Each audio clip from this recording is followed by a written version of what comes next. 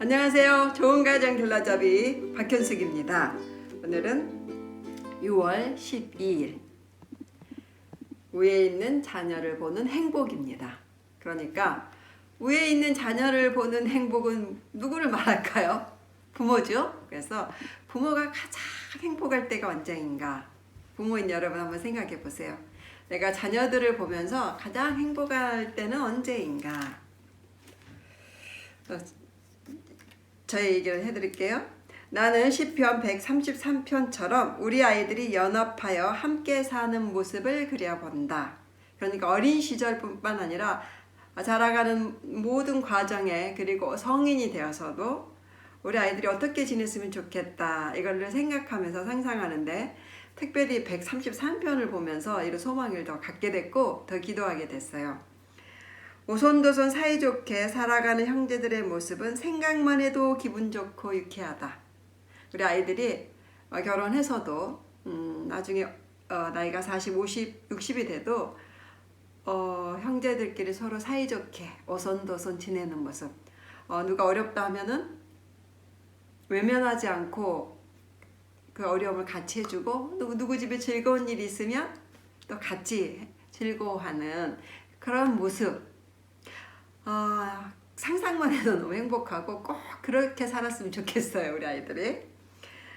머리에 있는 기름이 옷깃까지 흘러가듯 형제 사랑이 자연스럽게 흘러가야 한다. 이것은 133편의 문장을 인용했습니다.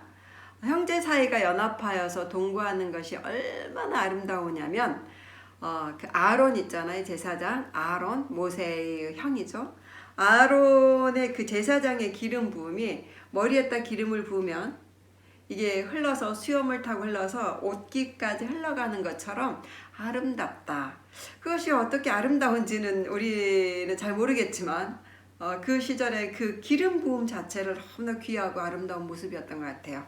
근데 그 기름이 철철 넘쳐가지고 성령의 기름 부음 같은 거겠죠. 기쁨과 즐거움과 희락과 거룩함에 그 기름이 온몸에서 흘러가서 향기가 되는 그런 모습, 참 아름다운 모습인데, 그런 것처럼 아름다운 모습이다, 형제 사이가 좋은 것은. 그런 얘기예요.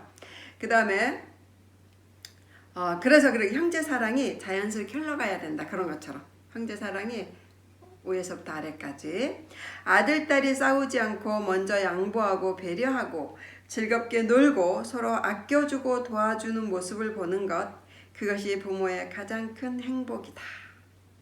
그리고 그 성경에 이런 얘기도 있어요.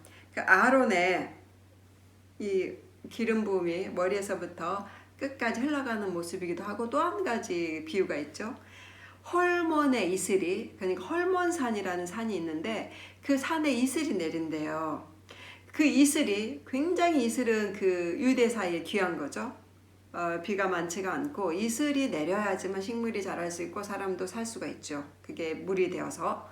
그 헐몬산에 이슬이 내려가지고 저쪽에 있는 시온산의 산들을 적셔주는 것 같은 그런 모습처럼 귀하고 아름답다, 이렇게 노래를 하죠, 시편에서. 그 말이 무슨 말이냐면요, 헐몬산은 저 위쪽에 있는 산이고 시온산이 아래쪽에 있는 산인데, 이쪽에 내리는 이슬이 어떻게 이쪽까지 적셔줄까요? 좀 말이 안 되죠. 그런데 실제로는 그런답니다. 헐몬산에 이슬이 많이 내려서 이 시온산에 이슬이 별로 없는 약간 삭막한 그런 땅까지 영향을 준다는 거예요.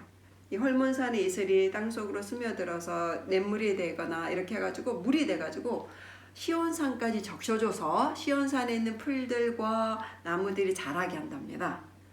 상상만 해도 아름답죠. 무슨 말이냐면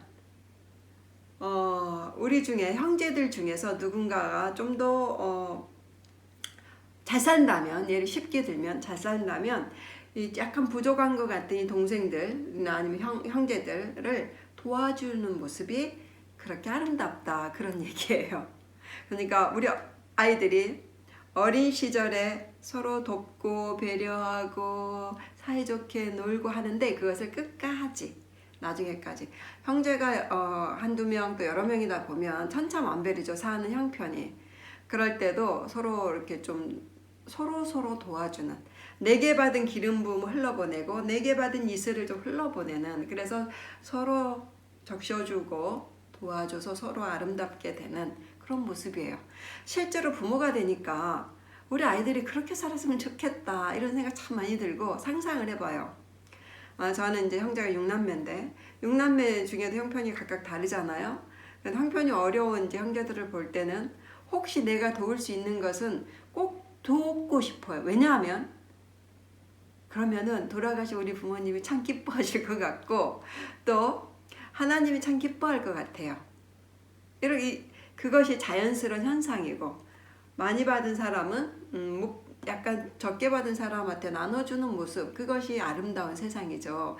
특별히 형제 사이에 그러면 우리가 그렇게 산다면 우리 자녀들도 본을 받고 우리 조카들도 본을 받아서 그 시대에도 이 복을 누리게 되겠죠. 부모의 가장 큰 행복은 그거 같아요. 우리 자녀들이 그렇게 서로 도우면서 사는 모습.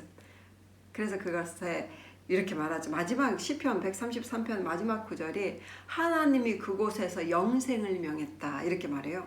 영원한 생명을 줬다는 거예요. 형제 사이가 사이 좋게 살아가는 모습을 보시면서 영원한 생명의 복을 주셨다는 거예요. 얼마나 하나님이 기뻐하시는 일인지 알겠죠.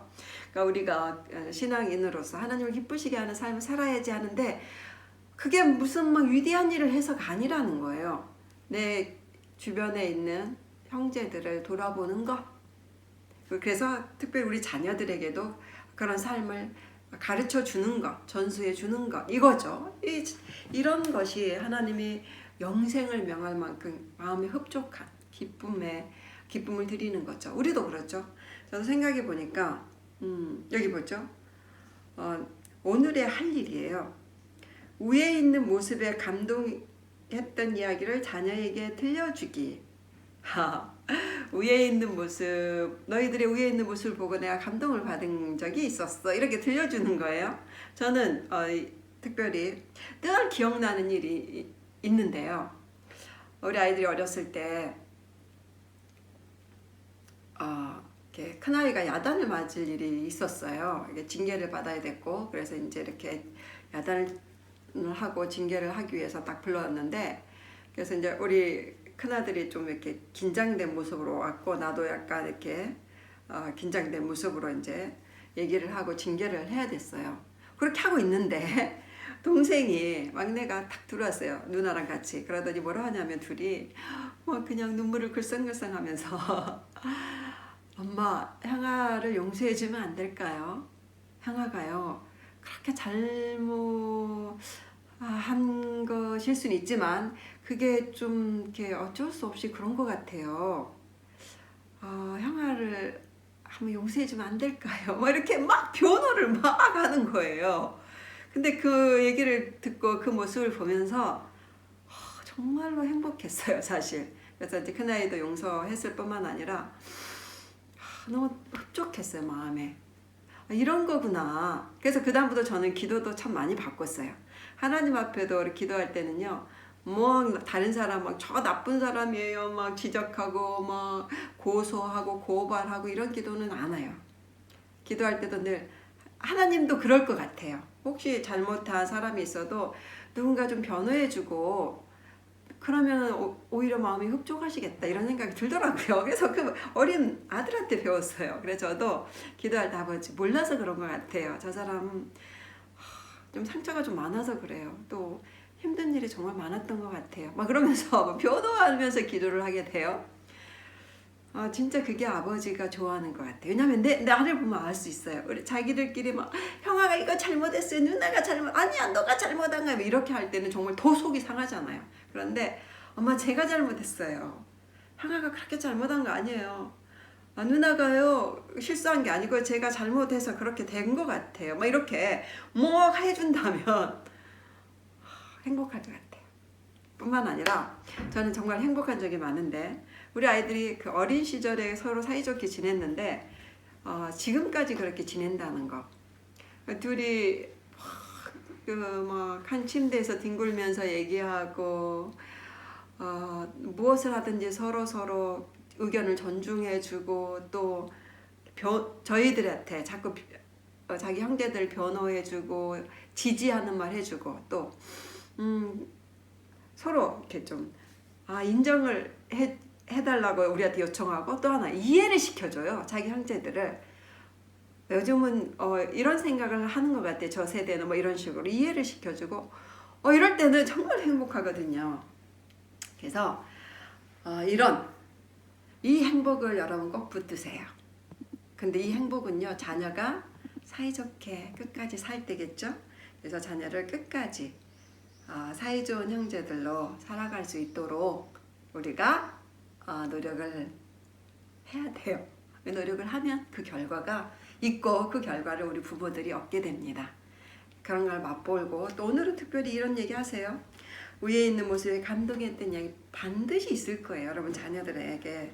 그래서 그걸 들려줘 보세요. 그러면 아이들은 그 얘기를 듣고 이런 모습은 참 부모를 기쁘게 하는 일이고 부모가 행복해 하시는구나. 그러면 더 그래야지 이렇게 동기부여도 되고 앞으로 행동할 것들에 대해서도 어떤 기준이 되는 지침을 주는 그런 일이 됩니다. 그래서 오늘 이런 얘기 아주 좋은 얘기 하시면서 감동이 넘치는 그런 하루 되세요. 사랑합니다.